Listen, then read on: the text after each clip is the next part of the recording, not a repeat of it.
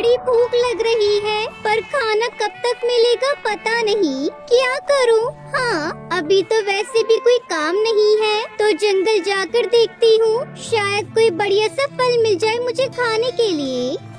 ऐसा सोचकर टुनटुनी चिड़िया उड़कर जंगल की तरफ चल दी। टुनटुनी चिड़िया एक बहुत ही गरीब और अनाथ चिड़िया थी। उसकी माँ उसे जन्म देते ही चल बसी थी और पिता टुन्नू चिड़ा एक शिकारी पक्षी का शिकार हो गए। टुनटुनी चिड़िया कड़कनाथ सेठ के यहाँ मजदूरी किया करती थी, लेकिन सच ये था कि टुनटुनी के रूप में कड़कनाथ सेठ उसके परिवार को एक मुफ्त की नौकरानी मिल गई थी। कड़कनाथ सेठ की बीवी सुंदरी कौवी टुनटुनी चिड़िया से सारा दिन घर के काम करवाती और उसे खाना भी नहीं देती। लेकिन टुनटुनी चिड़िया नदी के पार वाले जंगल जाकर आम के पेड़ से आम तोड़कर अपना पेट भर लेती। आगे बढ़ने से पहले एक माँ के बिना घर चलाना कितना मुश्किल होता है, जो दिन रात अपने परिवार और बच्चों के लिए काम करती है। तो आज उस प्यारी सी माँ के लिए एक लाइक और एक सब्सक्राइब जरूर कर देना, और साथ ही अपनी प्यारी सी माँ के लिए कमेंट में ये इमोजी जरूर सेंड कर देना। अरे वाह, ये आम बहुत मीठे हैं। ऐसा करती हूँ, एक दो तोड़ लेती हूँ, शाम को खा लूंगी।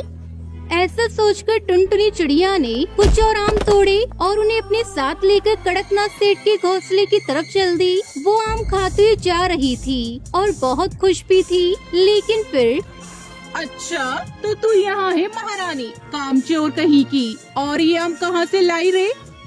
मालकिन, वो मैं। अच्छा, वो क्या कर रही है? ये हमारे बाग से चुरा कर लाई है ना? ठहर जा, आज तो तेरी खैर नहीं। सुंदरी कौवी ने टुनटुनी चिड़िया को उसकी पूरी बात कहने ही नहीं दी और उसे खींचते हुए सीधा कड़कनाथ सेठ के पास पहुंची। देखो जी, ये मिल गई हमारे आमों की चोर। घर का सारा काम छोड़कर बाग से हमारे आम चुरा कर खा रही थी। नहीं नहीं मालकिन, मैंने आम नहीं चुराए, मैं तो नदी पार जंगल गई थी।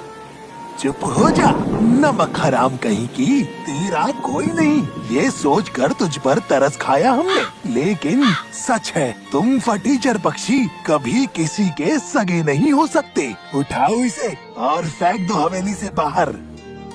अरे ये क्या कर दिया आपने? मैं तो बस 2-4 डंडी लगवाने लाई थी आपके पास, आपने तो उसे घर से ही निकाल दिया। अब कौन करेगा सारे काम? कमाल करती हो भाग्यवान, मुझे पहले बताना चाहिए था ना कि क्या करना है और क्या नहीं। अब बाहर निकाल दिया है तो अभी तो वापस बुला नहीं सकते। ससुरी अनाथ है ना, 2 दिन में खुद ही आ जाएगी, जब पेट में भूख से आग लगेगी। सुंदरी कौवी मुंह लटकाकर वहाँ से चली गई। उसे भी यही लगा था कि टुनटुनी जल्दी ही घोंसले में वापस लौट आएगी, लेकिन असल में टुनटुनी चिड़िया के साथ जो होने वाला था उसके बारे में कोई सपने में भी नहीं सोच सकता था।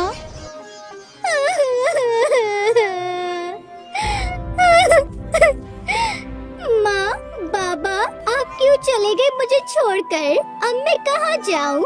मेरा तो कोई घर भी नहीं है। टुनटुनी चिड़िया बस रोए जा रही थी। उसे कुछ सोच नहीं रहा था कि तभी उसकी नजर सामने बैठे कुछ पक्षियों पे पड़ी, जो बड़े मजे से रसीले आम खा रहे थे। उन्हें आम खाता देखकर टुनटुनी चिड़िया को कुछ सूझा और वो सीधा जंगल गई, उसी आम के पेड़ के पास जहाँ से उसने आम तोड़कर खाए थे। और फिर इस दुनिया में सिर्फ तुम ही हो जिसने मुझे बिना मारे या मुझसे कोई काम करवाए बिना अपने मीठे मीठे फल दिए मुझे खाने के लिए। तो क्या तुम मुझसे दोस्ती करोगे? क्या मैं यही तुम्हारे पत्तों की छांव में बैठ जाऊं? टुनटुनी चिड़िया के ऐसा कहते ही उस पेड़ की पत्तियां जोर जोर से हिलने लगी और फिर अचानक पेड़ के ठीक नीचे की जगह पर हवा का एक तेज झोंका आया और वो जगह बिल्कुल साफ सुथरी हो गई। ऐसा लगा मानो पेड़ ने खुद टुनटुनी चिड़िया को बैठने के लिए जगह दी हो। ये देखकर टुनटुनी चिड़िया बहुत खुश हो गई। शुक्रिया दोस्त, अब अगर तुम बुरा न मानो तो क्या मैं एक और आम ले सकती हूँ? पहले जो मैं लेकर गई थी वो सारे वहीं गिर गए जब मालकिन ने मेरे कान खींचे थे। टुनटुनी चिड़िया के ऐसा कहते ही आम के पेड़ से एक बड़ा सा रसीला आम नीचे टुनटुनी के बिल्कुल पास आ गिरा। ये देखकर टुनटुनी बहुत खुश हो गई। मजा आ गया दोस्त, अगर मुझे पहले पता होता कि तुम मेरे दोस्त बन जाओगी तो मैं बहुत पहले ही तुम्हारे पास आ जाती। अब सब अच्छा होगा, तुम्हारे मीठे मीठे आम और बातें करने के लिए तुम, लेकिन रहने के लिए घोंसला तो अब भी नहीं है मेरे पास। घोंसले के बारे में सोचकर टुनटुनी चिड़िया एक बार फिर से उदास हो गई और उसकी आंखों में आंसू भी आ गए। लेकिन तभी आम का पेड़ जोर जोर से हिलने लगा। ऐसा लग रहा था मानो बहुत तेज तूफान आ गया हो। ये देखकर टुनटुनी चिड़िया घबरा गई और पेड़ से दूर जाकर खड़ी हो गई। तब टुनटुनी चिड़िया ने देखा कि तेज हवा से ही पेड़ के पत्ते टूटकर गिर रहे हैं। टुनटुनी सोच में पड़ जाती है। ए पेड़ दोस्त, तुम अपने इतने सारे पत्ते क्यों गिरा रहे हो? अच्छा, अब मेरे समझ में आया, तुमने मेरे घोंसले के लिए पत्ते गिराए हैं। अब मैं तुम्हारे पत्तों से अपना घोंसला बनाऊंगी। टुनटुनी चिड़िया की खुशी का तो ठिकाना ही नहीं था। टुनटुनी को मानो सब कुछ मिल गया हो। वो उन पत्तों के इकट्ठा कर सुंदर से पत्तों का घर बनाती है और कुछ ही दिनों में वो पत्तों का घर बनाकर तैयार कर लेती है। बहुत बहुत शुक्रिया दोस्त, तुमने मेरी इतनी मदद की। अब मैं कभी नहीं रोऊंगी, हमेशा खुश रहूंगी।